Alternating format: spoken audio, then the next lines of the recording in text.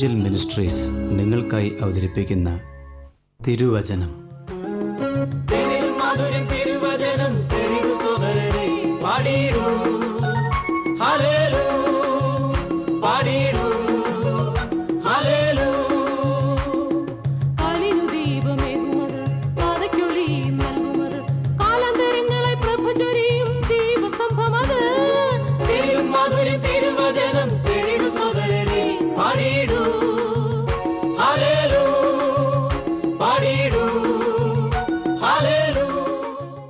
ഇന്ന് നമ്മോട് ദൈവവചനത്തിൽ നിന്ന് സംസാരിക്കുന്നത് Suviseshakan James M Thomas Nedumbassery. പ്രാർത്ഥനയോടെ ശ്രദ്ധിച്ചാലും. 1 ശമൂവേൽ 7-ാം അധ്യായത്തിൻ്റെ 9-ാം വാക്യത്തിൽ ശമൂവേൽ ഇസ്രായേലിനു വേണ്ടി യഹോവയോട് പ്രാർത്ഥിച്ചുവെന്നും ദൈവം അത് കേട്ട് ഉത്തരം അരുളിയെന്നും നാം വായിക്കുന്നു. ഇസ്രായേൽ ജനം അവരുടെ ജീവിതത്തിൽ നിന്ന് നീക്കിക്കളയേണ്ടതിനെ നീക്കിക്കളഞ്ഞ് അവർക്ക് വന്നുപോയ പാപങ്ങളെ ഓർത്ത് അനുതപിച്ച് ദൈവസന്നിധിയിൽ അവർ ഏറ്റുപറഞ്ഞുപേക്ഷിക്കുമ്പോൾ അവർക്ക് വേണ്ടി പ്രാർത്ഥിച്ച ശമൂവേലിൻ്റെ പ്രാർത്ഥന ദൈവം കേൾക്കുകയും കർത്താവ് ഉത്തരം അരുളുകയും ചെയ്യുന്നതാണ് നാം കഴിഞ്ഞ ഭാഗങ്ങളിലൊക്കെ ഓർത്തുകൊണ്ടിരിക്കുന്നത്. ഇന്ന് നാം തുടർന്നും 7-ാം അധ്യായത്തിലൂടെയുള്ള ആത്മീയ യാത്ര തുടരുകയാണ്. അങ്ങ് ശ്രദ്ധിക്കുന്നത് ഇവാഞ്ചൽ മിനിസ്ട്രീസ് ക്രമീകരിക്കുന്ന തിരുവചനം എന്ന വചന പഠന പരമ്പരയാണ്. ശമൂവേലിൻ്റെ 1-ാം പുസ്തകത്തെ അധികരിച്ചുള്ള 73-ാമത്തെ എപ്പിസോഡിലേക്ക് ഹൃദ്യമായ സ്വാഗതം. 13-ാം വാക്യം ശ്രദ്ധിച്ചാലും, ഇങ്ങനെ ഫെലിസ്ത്യർ ഒതുങ്ങി, പിന്നെ ഇസ്രായേൽ ദേശത്തേക്ക് വന്നതുമില്ല. ശമൂവേലിൻ്റെ കാലത്തൊക്കെയും യഹോവയുടെ കൈ ഫെലിസ്ത്യർക്ക് വിരോധമായിരുന്നു. എന്തുകൊണ്ടാണ് ഫെലിസ്ത്യർ ഒതുങ്ങിയത് എന്നുള്ളത് നാം ചിന്തിക്കേണ്ടുന്ന വസ്തുതയാണ്. ശമൂവേൽ പ്രവാചകന്റെ കാലത്ത് അവർ ഇസ്രായേൽ ദേശത്തേക്ക് പിന്നെ വരാതിരുന്നതിൻ്റെ കാരണം എന്താ? ഇസ്രായേലിനെ ഏതെങ്കിലും തരത്തിൽ അവർ ഭയപ്പെട്ടിട്ടാണോ? ഒരിക്കലും അല്ല. പ്രത്യുത അവർക്ക് വിരോധമായിരുന്ന ദൈവത്തിൻ്റെ കൈയുടെ ശക്തിയെ ഭയന്നിട്ടാണ് എന്നുള്ളത് നമുക്ക് കാണുവാൻ കഴിയുന്ന വസ്തുതയാണ്. ഈ ഭാഗത്തിൽ നാം ചിന്തിക്കുമ്പോൾ ഫെലിസ്ത്യർ ഇസ്രായേലിനോട് പടയെടുത്തപ്പോൾ ദൈവം ഇസ്രായേലിനോടൊപ്പം നിൽക്കുകയും ഫെലിസ്ത്യ കൂട്ടങ്ങൾ അവർ തകർന്നു പോകുകയും ഭയപ്പെടുകയും ചെയ്യുന്നത് നമുക്ക് കാണുവാൻ കഴിയുന്നുണ്ട്. ഇത്രത്തോളം യഹോവ നമ്മെ സഹായിച്ചുവെന്ന് പറഞ്ഞ് എബനേസർ എന്ന പേരിട്ട് ശമൂവേൽ മുന്നോട്ട് പോകുന്ന ഇസ്രായേലിൻ്റെ ചരിത്രം നമുക്ക് കാണുവാനായിട്ട് സാധിക്കുന്നുണ്ട്. പ്രിയപ്പെട്ടവരെ, ഞാൻ വളരെ വ്യക്തമായിട്ട് ഒരു കാര്യം ഓർമ്മപ്പെടുത്തുവാനായിട്ട് ആഗ്രഹിക്കുക. നമ്മളോട് ശത്രുക്കൾ പടയെടുക്കുമ്പോൾ പിശാചും അവൻ്റെ സേനയും നമുക്കെതിരെ അവരുടെ ആയുധത്തിൻ്റെ മൂർച്ചകൾ കൂട്ടുമ്പോൾ ലോകമനുഷ്യനും ജഡിക വിശ്വാസിയും ദൈവഭക്തനെതിരെ നിൽക്കുമ്പോൾ അവരെ ഒതുക്കുവാനായിട്ട് നമുക്ക് സാധിക്കുകയില്ല. നമ്മോട് വല്ലാതെ ഇടപെട്ടാലും, നമ്മോട് അയോഗ്യമായി സംസാരിച്ചാലും, ദൈവഹിതത്തിന് വിപരീതമായി നമ്മോട് പെരുമാറിയാലും ജഡത്തിൻ്റെ ആയുധങ്ങൾ ധരിക്കുവാൻ നമുക്ക് അനുവാദം കർത്താവ് തന്നിട്ടില്ല. ഇതെപ്പോഴും ഓർക്കേണ്ടുന്ന വിഷയമാണ്. ഒരുപക്ഷെ മറ്റുള്ള ആളുകളുടെ മുൻപിൽ, അത്രമാത്രം ആത്മീക കാഴ്ചപ്പാടില്ലാത്തവരുടെ മുൻപിൽ നമ്മുടെ മൗനം, നമ്മുടെ പ്രയാസങ്ങൾ പരാജയമായിട്ട് തോന്നിയെന്നു വരാം. അത് നമ്മുടെ വിഷയമാകാൻ പാടില്ല. മറിച്ച് കർത്താവിൻ്റെ മുൻപാകെ ജഡത്തിൻ്റെ ആയുധങ്ങൾ ധരിക്കാതെ ദൈവത്തിന് വിഷയം ഭരമേൽപ്പിച്ചു കൊടുത്താൽ, ഞാൻ ഓർമ്മപ്പെടുത്തട്ടെ, ഇസ്രായേലിനു വേണ്ടി ഫെലിസ്ത്യരെ ഒതുക്കിയ ഒരു ദൈവം നമുക്ക് ആത്മീക വിജയങ്ങൾ നൽകുവാൻ ശക്തനായ കർത്താവാണ് എന്നുള്ളത് മറക്കുവാൻ പാടുള്ളതല്ല. സ്വർഗത്തിലെ ദൈവത്തിന് മാറ്റപ്പെടാത്ത ഒരു പ്രമാണം നമുക്ക് എല്ലാ വിഷയത്തിലും വചനത്തിൽ രേഖപ്പെടുത്തി തന്നിട്ടുണ്ട്.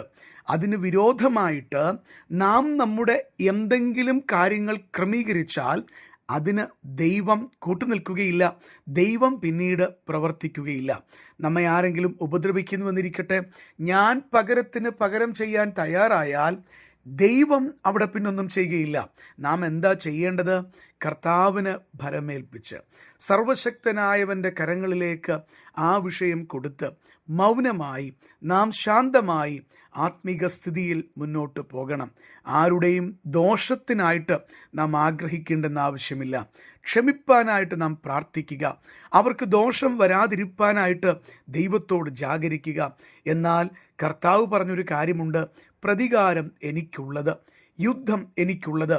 അത് കർത്താവ് നിശ്ചയിക്കുന്ന വിഷയത്തിലൂടെ സമയത്തിലൂടെ പോകേണ്ടതിന് നാം മൗനമായി തുടരേണ്ടുന്ന ആവശ്യമുണ്ട്. ഒരുപക്ഷെ എന്നെ കേൾക്കുന്ന പ്രിയപ്പെട്ടവർ ശുശ്രൂഷ രംഗങ്ങളിൽ ഞരങ്ങുന്നവരായിരിക്കാം, ജീവിതത്തിൻ്റെ വിവിധ പ്രതിസന്ധികളിലൂടെ കടന്നു പോകുന്നവരായിരിക്കാം. എന്നാൽ ഞാനിങ്ങനെ ഓർമ്മപ്പെടുത്തട്ടെ, നിങ്ങളെ ഒതുക്കുവാൻ പിശാച് അവൻ്റെ തന്ത്രങ്ങൾ കൊണ്ടുവരുമ്പോൾ നമ്മെ വിജയിപ്പിക്കുന്ന, നമുക്ക് വേണ്ടി പ്രവർത്തിക്കുന്ന, നമ്മുടെ അടുക്കൽ ശത്രു വരാതെ നമ്മെ കോട്ടകെട്ടി കാക്കുന്ന, നമ്മുടെ സങ്കേതവും കോട്ടയും ദുർഗവും പാറയുമായ നമ്മുടെ കർത്താവ് നമ്മോടൊപ്പമുണ്ട് എന്നുള്ളത് ഈ ഭാഗത്ത് നിന്നും നമുക്ക് കാണുവാൻ കഴിയുന്ന വിഷയമാണ്. ശത്രുവിൻ്റെ ഭയം എന്താ? നമ്മോടൊപ്പമുള്ള ദൈവത്തിൻ്റെ സാന്നിധ്യമാണ്. നാം മനസ്സിലാക്കുന്നതിനേക്കാൾ ഒരുപക്ഷെ ഏറെ ഭയം ശത്രുവിൻ്റെ ഹൃദയത്തിലേക്ക് കർത്താവ് കൊടുക്കും എന്നുള്ളത് വേദപുസ്തകം പഠിച്ചു നോക്കിയാൽ നിരവധി ഭാഗങ്ങളിൽ നമുക്ക് കാണുവാൻ കഴിയുന്ന വിഷയമാണ്. പ്രിയപ്പെട്ടവരെ, നമ്മോടൊപ്പം നമുക്കൊരു കർത്താവുണ്ട്, നമ്മോടൊപ്പം നമുക്കൊരു ദൈവമുണ്ട്. അതുമാത്രം നമുക്ക് മതി. എനിക്കത് മതിയെന്ന് ചിന്തിപ്പാൻ എനിക്ക് കഴിയണം. അതിലും വലുതായിട്ട് ആരും നമ്മോട് കൂടെയില്ല. ഞാൻ ജീവിതത്തിൻ്റെ അനുഭവങ്ങളിൽ നിന്ന് നിങ്ങളോടിങ്ങനെ പറയട്ടെ, അതെൻ്റെ മാത്രം അനുഭവമല്ല, ഒരിക്കലും മാറുകയില്ല എന്ന് നാം ചിന്തിക്കുന്നവർ കൃത്യമായ സമയങ്ങളിൽ അവരുടേതായ താല്പര്യങ്ങൾക്ക് വിഘാതമായി നാം നിൽക്കുമ്പോൾ, അല്ലെങ്കിൽ നാം ദൈവഹിതത്തിനു വേണ്ടി നിൽക്കുമ്പോൾ, അവർക്കിഷ്ടമല്ലാത്ത കാര്യങ്ങൾ വരുമ്പോൾ നമ്മളെ കൈവിട്ടിട്ട് മാറി നിൽക്കുമെന്നുള്ളത് എത്രയോ ജീവിതാനുഭവങ്ങളിൽ നമുക്ക് പറയാൻ കഴിയുന്ന കാര്യമാണ്. എന്നാൽ ഇങ്ങനെ ഓർമ്മപ്പെടുത്തട്ടെ, നമുക്ക് വേണ്ടി ശത്രുവിനോട് പൊരുതുന്ന കർത്താവ് നമ്മുടെ ജീവിതങ്ങളിലുണ്ടെങ്കിൽ നാം ആരോടും ഒരു പ്രതികാരത്തിനും, നാം ആരോടും അയോഗ്യമായ ഒരു കാര്യത്തിനും, ജഡത്തിൻ്റെതായ യാതൊരു പ്രതികാരങ്ങൾക്ക് നാം പോകാതെ ക്ഷമിച്ച് സഹിച്ച് ദൈവമുൻപാകെ ശാന്തമായി തുടർന്നാൽ കർത്താവ് തീർച്ചയായിട്ടും നമുക്ക് വേണ്ടി പ്രവർത്തിക്കുകയും ഇസ്രയേലിന് ശമൂവേലിൻ്റെ പ്രാർത്ഥന കേട്ട് ജയം നൽകിയതുപോലെ നമുക്ക് ജയം നൽകുകയും ചെയ്യും. ആ വാക്യത്തിൽ നമ്മൾ വായിച്ച് ആവർത്തിക്കുന്നൊരു കാര്യമുണ്ട്, ഇങ്ങനെ ഫെലിസ്ത്യർ ഒതുങ്ങി, പിന്നെ ഇസ്രയേൽ ദേശത്തേക്ക് വന്നതുമില്ല. ഇസ്രയേൽ ദേശത്തേക്ക് പിന്നീട് ശത്രു വരാതിരുന്നതുപോലെ നമ്മുടെ അടുക്കലേക്ക് ദൈവത്താൽ അകറ്റപ്പെട്ടവർ വരാതിരിക്കുന്ന ഒരു ശാന്തതയുടെ സമയവും ദൈവം നമുക്ക് തരും. ആ ബോധ്യം നമ്മുടെ ഹൃദയങ്ങളിൽ വരണം. അപ്പോഴാണ് നമുക്ക് ശുശ്രൂഷിക്കുവാനുള്ള പ്രാപ്തി ഉണ്ടാകുക. അപ്പോഴാണ് ദൈവമുൻപാകെ ജാഗരിപ്പാനുള്ള സമയവും സാവകാശവും നമുക്കുണ്ടാകുക. അതുകൊണ്ട് നഷ്ടപ്പെട്ടു പോയതിനെയോ ചില ബന്ധങ്ങൾ മാറ്റപ്പെട്ടതിനെ ഓർത്ത് നീ കരഞ്ഞുകൊണ്ടിരിക്കേണ്ടെന്ന് ആവശ്യമില്ല. മറിച്ച് ദൈവമാണ് അത് ചെയ്തത് എന്നുള്ള ബോധ്യത്തോടെ നിന്റെ ജീവിതത്തെ ക്രമീകരിച്ച് മുന്നോട്ട് പോകുവാൻ കർത്താവ് ഈ വചനങ്ങളാൽ അങ്ങയ്ക്ക് ബലം നൽകട്ടെ എന്ന് പ്രാർത്ഥിച്ച് വാക്കുകൾ നിർത്തുന്നു. ദൈവനാമത്തിന് മഹത്വമുണ്ടാകട്ടെ. ഈ സന്ദേശം ശ്രദ്ധിച്ച എല്ലാ പ്രിയപ്പെട്ടവർക്കും കർത്തൃനാമത്തിൽ നന്ദി.